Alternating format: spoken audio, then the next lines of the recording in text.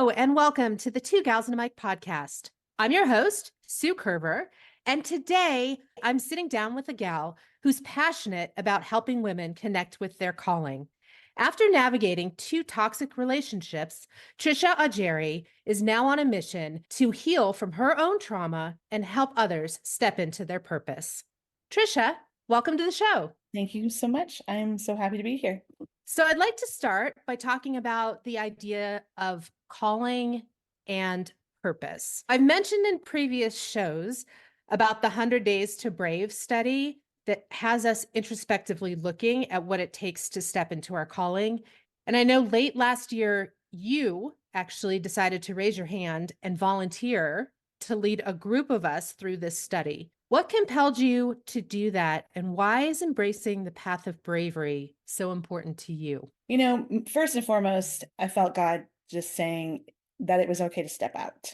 It was okay to move forward in that. I have been helping women, teaching women, encouraging women for more than, I'd say about 12 years at least, in different ways, helping women to know their worth. I went through a couple of really toxic, hard relationships, especially the last one where I had no more to give. I thought I had no worth. I was made to feel very small. And I don't want any woman to ever feel that way because that is a lie. Those lies play in our heads way too much and way too often. And I just want to help women figure out how to replace those lies with the truth and for them to understand that what anybody has ever said to them is not truth. Just finding the safety to be with other women who have gone through something similar or maybe are right in the middle of it and they need to find encouragement and a way out, to know that they are seen, they are heard, they are loved, not only by the Lord, but by the women around them. So tell us a little bit more about that. How did you know that you were in the midst of toxic relationships? And what does your path of healing, your path out of those relationships look like? So the first relationship, it was right in your face kind of thing. There was physical abuse and verbal abuse, and so that was more of the scene things. That was quicker, and just I did not need to put up with that. I did not need to go through that kind of relationship. There is much more than physical abuse out there. There is emotional, psychological, physical, financial, and spiritual abuse. And the ladders of those are not something that people readily see. I received a lot of false ideas because people just didn't understand the depths of what was going on, of the manipulation, of the toxicity. So those things are just not seen as readily to the people around you. And when you are in a relationship like that, the person is very good at making themselves look good, and nobody really knows what they're doing. They make you feel like you're the problem, like there's something wrong with you through their manipulation, their gaslighting, and all those things. So that took me a lot longer to figure out. I really thought there was something wrong with me. I really thought that I was this uneducated, terrible person that couldn't do or say anything correctly. It was honestly through a lot of years of just crying out to the Lord, like, show me. The first cries I would make is, what do I need to change? What is it about me that's wrong so that I can make this person happy? Through that crying out, the Lord started to show me a lot of things. Like, no, these are lies. These things are not who you are. I need you to see who I see you to be. And then I was introduced to a book by Leslie Verdick. She really has a passion for showing women did not design you to go through this. God designed you for so much more. It is not in the Bible anywhere that it's not okay to walk away from a relationship that is that toxic and that demeaning to your soul. You can walk away. God is going to help you through. He is going to show you the way. There's just so much more life that he wants you to live. He wants you to live a full life, not made small by somebody else. What was the most challenging part of moving out of especially that second relationship? And how did you finally find the courage to have success? The most challenging part was the people around me. I struggled really hard with what people were going to think. That was the biggest obstacle in my own mind that I had to get past. What were the people that I went to church with going to think? What were my friends going to think? What were my family going to think? Most of all, my kids. How were they going to process this? That was the most challenging.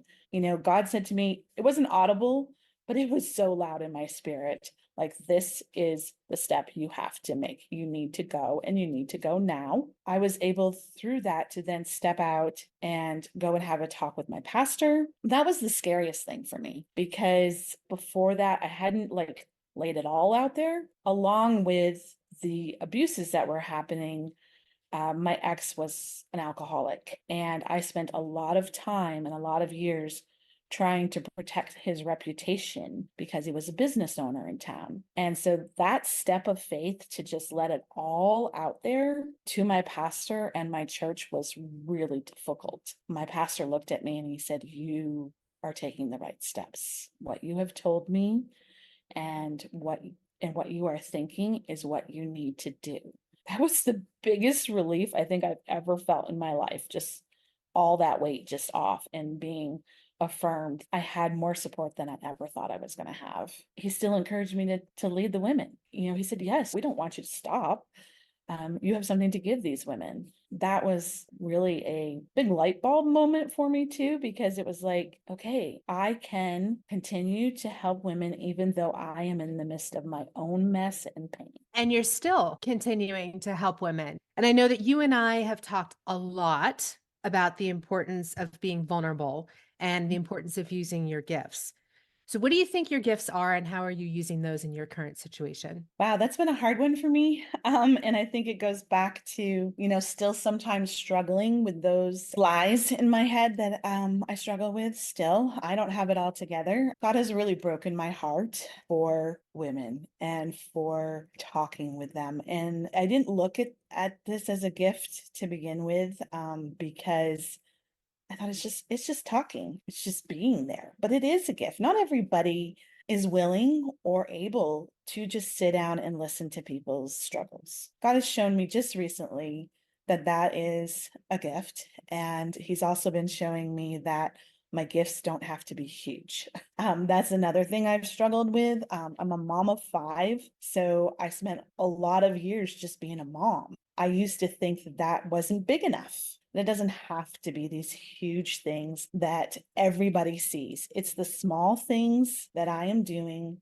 daily for even for my kids still today that are really important, because those are really the stepping stones. I've been thinking about different ways to volunteer and help in the community.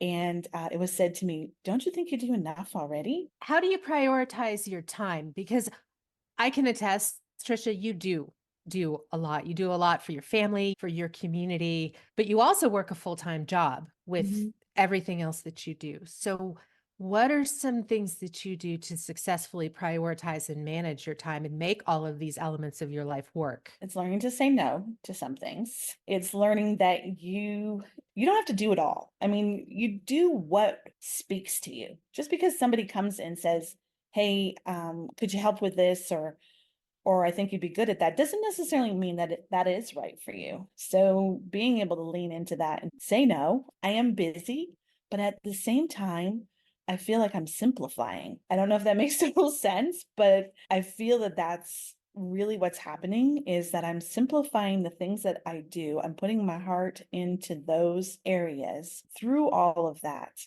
I'm also learning to prioritize myself. And I think when I prioritize what I need, spending time in the word, exercising, getting out in nature, when I prioritize those things, the rest just fall into place. Yeah, I've talked with a lot of women on this podcast about this idea of alignment And also, separately, the idea of prioritization and how self-care and prioritizing yourself is not selfish. It's in fact probably one of the most loving things that you can do. So you've already mentioned a couple of very concrete things that you do. You said that you stay in the word, you exercise, you get out in nature. How about the inner narrative? Now I know that when we started on this journey of bravery together, one of the exercises that we had to do was to write down 3 kind things to say to yourself. And then we had to take it one step further and not only write them down, but we had to stand in front of a mirror and actually say those kind things to ourselves. What kind things did you say to yourself? What kind things do you continue to say to yourself? And how has this shifted your inner narrative? So that's a great question. My inner narrative was never good. It is through the people around me that have encouraged me, because we all need those people. But on top of that, which I think is important, is good counselor. I'm not ashamed to say that counseling is high on my priority, because it helps me in a safe place get all of those thoughts out of my head. And my counselor has been really good at helping me to replace those. I am really amazed at how I have really been able to concrete some words in my head, and some of those negative things come back.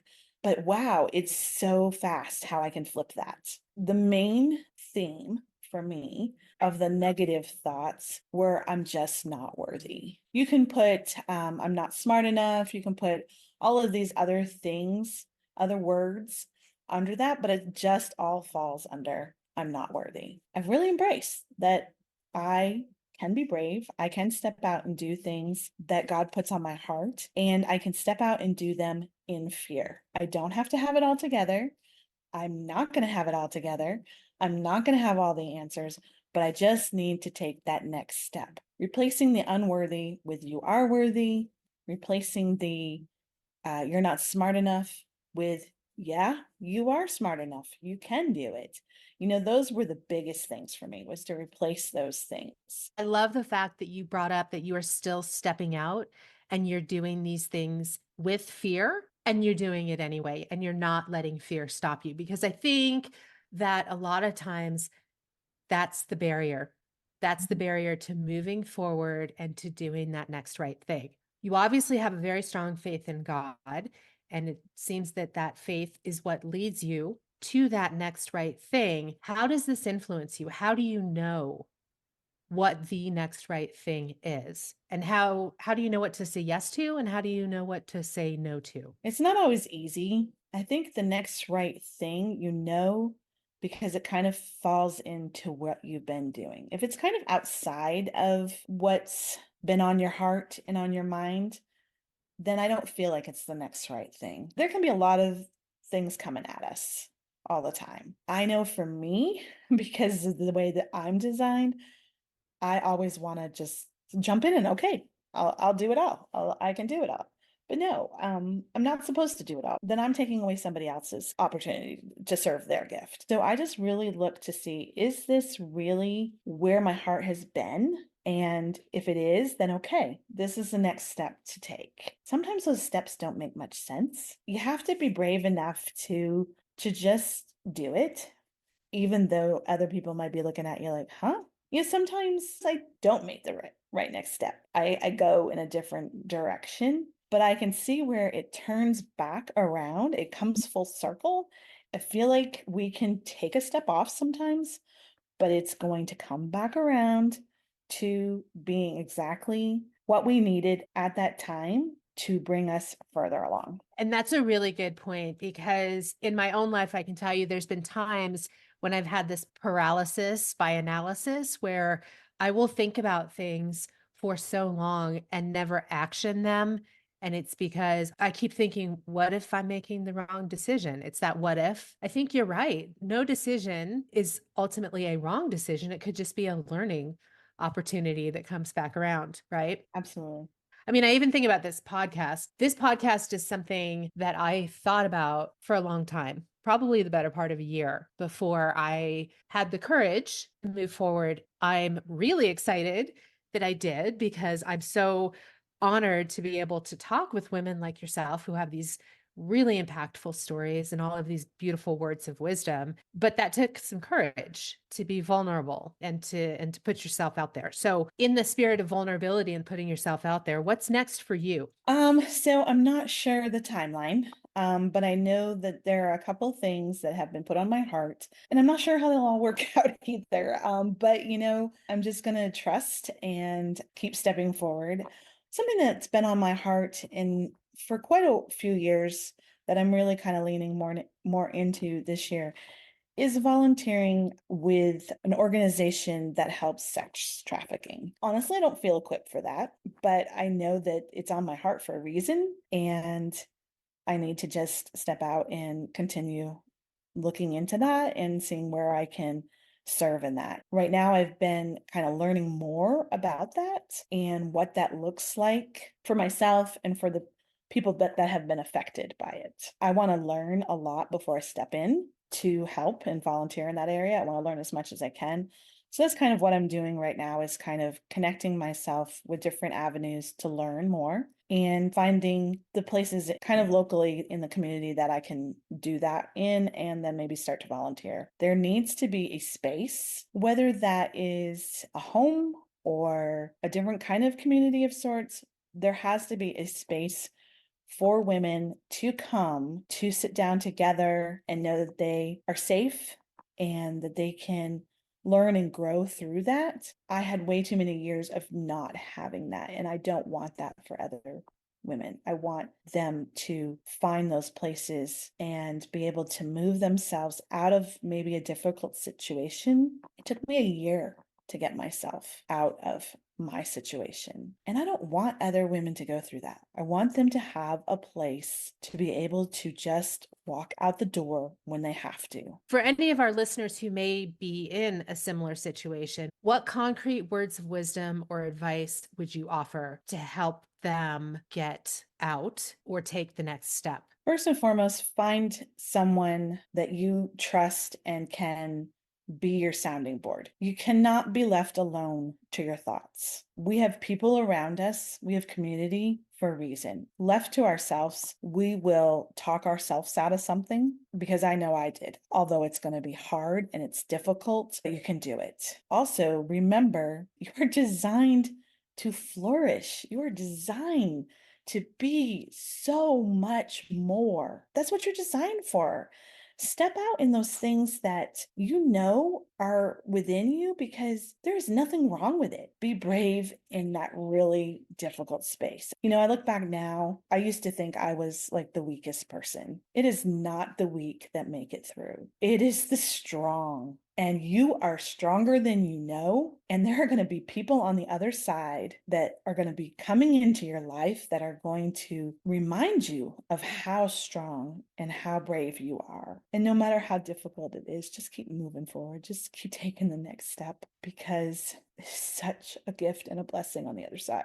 Why do you think, Tricia, that women are so afraid to flourish? Why do you think we're so afraid to step into our power and say, hey, I want to do these big things? Or as you mentioned earlier in the podcast, I want to do a series of small things, which are just as important as the big things. As far as we've come in our communities, I still think that there is this underlying aspect that women are for just certain things. They're to have children, raise the children. Being a mom is the hardest job I've ever done. It really is. And so I have total respect for that. I was a stay-at-home mom for 10 years, and that was a blessing to me. But I think sometimes that even women tell women that's more than they should be doing, or that that's outside of their realm. It's not.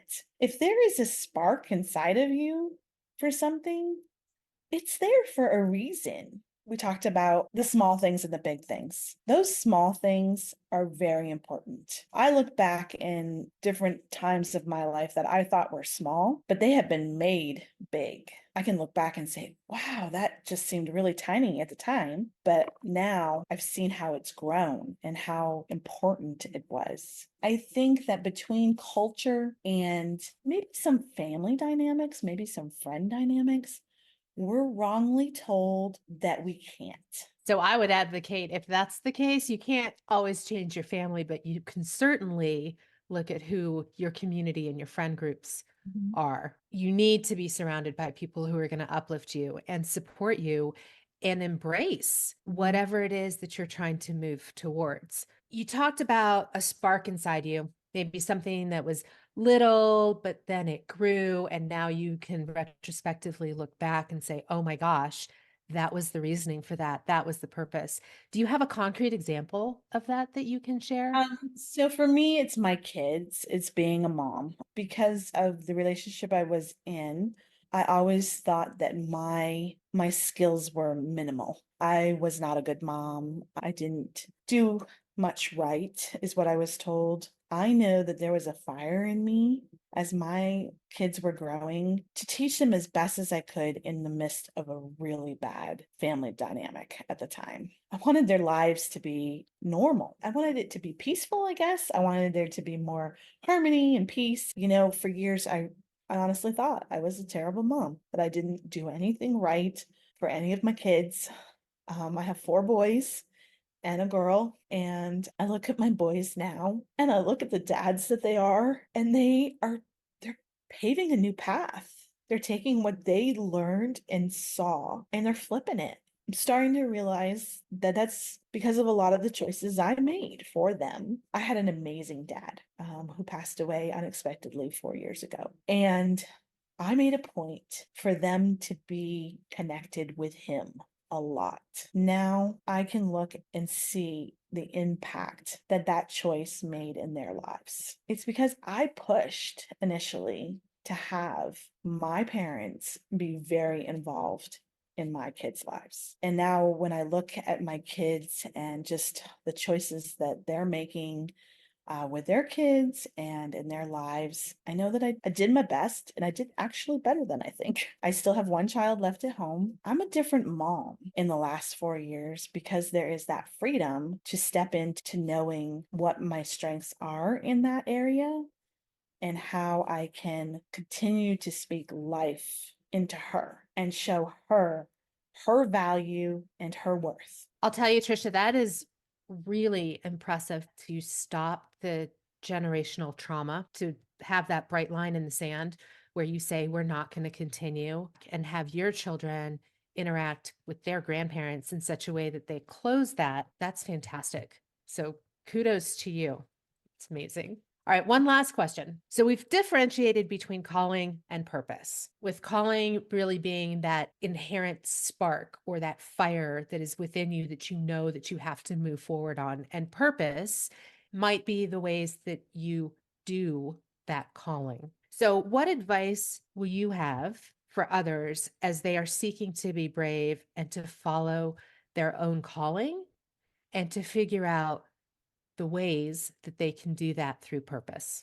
The purpose might look different than you think it's going to. And at first, you might not think that it fits with your calling, but it probably does. If it's been placed before you, then it definitely is your purpose. We get in this thought process of using your calling and your purpose. Some people kind of get like this tunnel, like it just works in this one area. That's not true because there are so many different things that's going to work in. So don't be afraid to step into something that doesn't necessarily seem right in the aspect of falling into like those lines. Go outside of the lines. I have found that it's in the areas that maybe I didn't necessarily think that I was going to do well in. Those have really been the most gratifying places and the most places I've grown. So step out. Thanks so much, Tricia, for being brave and for being vulnerable and helping us align with our purpose and figure out our calling. I know that it takes a lot of courage to publicly speak about things like your hurts, but it also takes a very strong person to turn your hurts into healing. So thank you for sharing your story and your insights with all of us. You're welcome. And thank you, listeners, for tuning in. This podcast would not be possible without your interest and support. So be sure to share and then join me again next Friday on the Two Gals and a Mic podcast as I chat with a young woman who's following her passions and her purpose for flying, fishing, and family. We'll see you then.